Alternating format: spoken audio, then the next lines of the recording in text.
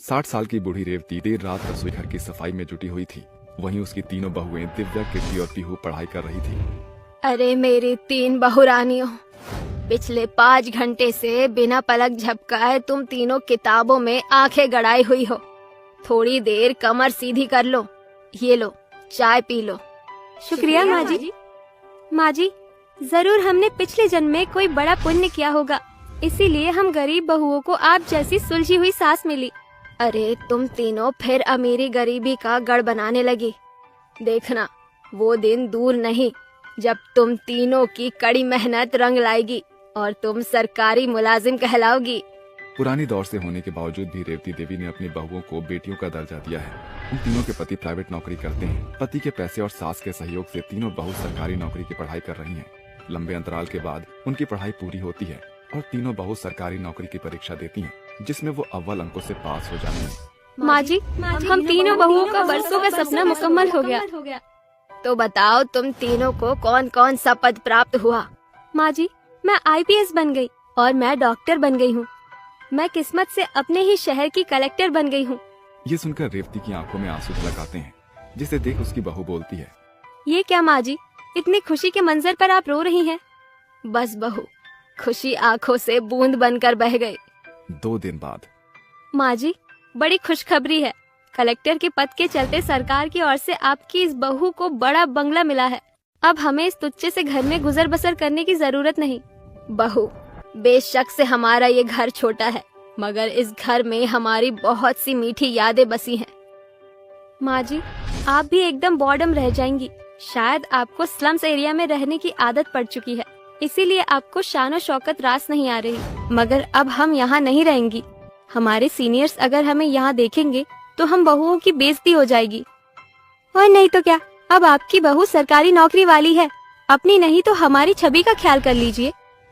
हाँ बहू, अब तुम पढ़ी लिखी नौकरी पेशा बहू के सोच से मुझ बूढ़ी की सूझबूझ कहाँ मेल खाएगी। जिसमें तुम खुश हो मुझे मंजूर है। मगर माँ, रहने दे बेटा। इस तरह 3 सरकारी बहू की बदले रंगत के चलते एक ही झटके में रेवती देवी के छोटे आशियाने में ताला लग जाता है और वो तीनों सरकारी सर्विस वाले बहू के बंगले में आ जाती हैं। दिन सप्ताह और सप्ताह महीनों के मंजर में बीतते जाते हैं। 6 महीने के भीतर ही तीनों सरकारी बहू अपने कर्तव्य के प्रति फीका रुझान कायम करने लगती है, या फिर यूं कहें कि अब वो अपने पद से पूर्णतया गैर जिम्मेदार हो चुकी थी। अस्पताल के कमरे में अपने चेयर पर बैठी दिव्या मजे से मोबाइल चला रही होती है। तभी मरीज भीतर आता है। अरे ओ घुसट बूढ़े बकेट, बिना मेरी इजाजत के भीतर कैसे घुसा चला रहा है? डॉक्टरनी साहिबा, पिछले 3 घंटे से मैं बीमार बूढ़ा एक पाँव पर खड़ा हूँ। एक बार मेरा जांच पड़ताल कर लीजिए। अरे तेरी बीमारी क्या मेरे बला से हुई है? मैंने कहा था क्या सिगरेट बीड़ी की कश मारने को? बस बीमार होने का ढोंग रचाकर चले आते हैं मुंह उठाए। मगर डॉक्टरनी साहिबा, सरकार आपको हम मरीजों का भला चंगा करने का ही तो पगार थमाते हैं ना। बस कर ये बकवास, अब तेरी जांच करेगी मेरी जूती। सिक्योरिटी। जी डॉक्टर दिव्या। धक्के मारकर बाहर फेंको इस सन की सठियाए बूढ़े को। इस तरह डॉक्टर दिव्या अपनी फुहरता के चलते फर्ज को अनदेखा करके बेचारे बीमार के साथ दुर्व्यवहार करके उसे बाहर कर देती है। आंखों में आंसू लिए वो बूढ़ा पुलिस चौकी का दरवाजा खटखटाता है, जहाँ टेबल पर पांव पसारे खाकी वर्दी पर बैठी हुई पीहू कहती है, अरे ओ चिंदी चोर चेतन, जल्दी से एक कड़क कटिंग चाय ला मलाई मार के। उस मरीज का सर बेहोशी की बोझिलता से घूम रहा था, जिसके चलते वो कुर्सी खींचकर बैठ जाता है। ये देखकर पीहू अपनी पुलिसगिरी का रौब झाड़ते हुए बिगड़ जाती। अरे ओ फटे दूध की फफूंदी, बगैर पुलिस की परमिशन के तेरी जुर्रत कैसे हुई यहाँ बैठने की? चलो। इंस्पेक्टर साहिबा, मेरी तबीयत ठीक नहीं है। अरे ओ बूढ़े, बंद करिए बहानेबाजी। मैं कंप्लेन दर्ज कराने आया हूँ। कंप्लेंट का टाइम खत्म हो गया, कल आना। चल अब कल्टी मार। मगर अभी तो पुलिस चौकी खुले आधा पहर भी नहीं बीता। अरे कितना माथा पच्ची करता है तू? कहा ना तेरे को कल आना, अभी पतली गली पकड़ना। ऐसा कहकर पीहू उस बूढ़े बीमार बदहाल को भगाने लगती है। आप जैसे चंद सरकारी मुलाजिमों ने सिस्टम का सत्यानाश कर रखा है। बस पुलिस चौकी में महीना पार करके मुफ्त की पगार उठा रहे हो। ये सुनकर गुस्से से उबलती हुई पीहू उस बूढ़े को पुलिस चौकी से बाहर धकेलकर बोलती, सुन ले बुढ़ऊ, आइंदा इस पुलिस स्टेशन की बाउंड्री के आजू बाजू भी दिखाना तो खल्लास कर दूंगी तुझे। काश सरकार देख सकती कि खाकी पहनकर खुलेआम पुलिस वाले कैसे गुंडागर्दी करते हुए मसलूबों को मार रहे हैं। समय गुजरता है। एक दिन तीनों बहू देर रात शॉपिंग से घर आती हैं। भाभी, पीहू, आप तीनों इतनी देर रात घर आ रही हैं। माँ, एक शाम से आप तीनों की राह ताक रही है। कहाँ रह गई थी तुम तीनों? इतनी देर कैसे लगती है घर आने में? चिंता के मारे मेरा जी बैठा जा रहा था।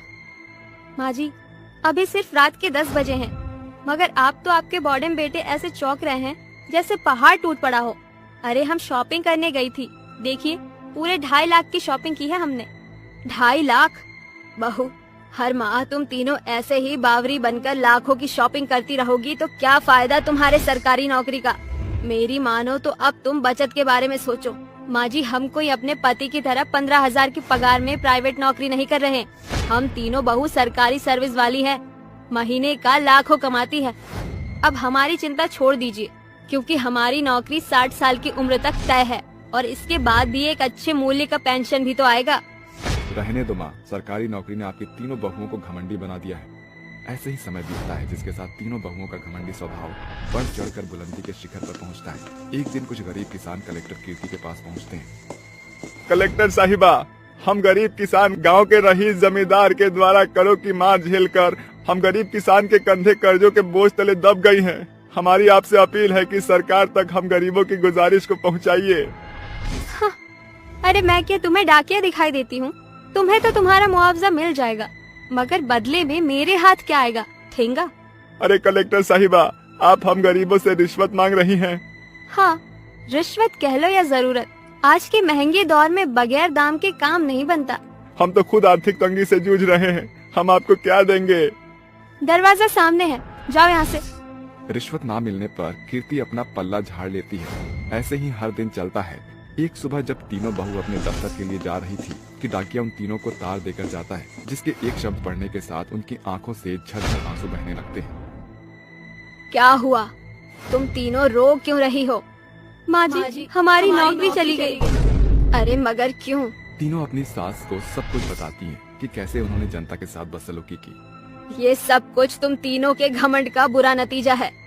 अगले 2 दिन के भीतर उन्हें सरकारी क्वार्टर खाली करने का नोटिस आ जाता है, जिसके बाद वक्त उन्हें अपने पुराने घर में धकेल देती है। अजीब दास्तान है ना? कुछ महीनों पहले हमने जिस जगह को दुत्कार दिया था, आज हम उन्हीं दरवाजों के अंदर खड़ी हैं। रसीपने के चलते हमने लोगों से ज्यादा अपने पति और सास के दिल को ठेस पहुंचाया है। तीनों बहू अपने किए पर पछताती हुई अपने पति और सास से माफी मांगती हैं। माँ जी, हम तीनों घमंड के नशे में मगरूर हो गई थी, इसीलिए शायद भगवान ने हमसे हमारा गुरूर छीन लिया। हमें माफ कर दीजिए। अरे मेरे दिल में तुम तीनों के लिए कोई रंजिश नहीं। सारा खेल वक्त का होता है बहू, क्योंकि वक्त बड़ा बलवान है। ये कभी राजा को रंक बनाकर छोड़ता है तो कभी गरीब को बुलंदी के गढ़ पर बैठाकर छोड़ता है। जो हुआ तुम्हें अपनी गलती का पछतावा है, ये बड़ी बात है।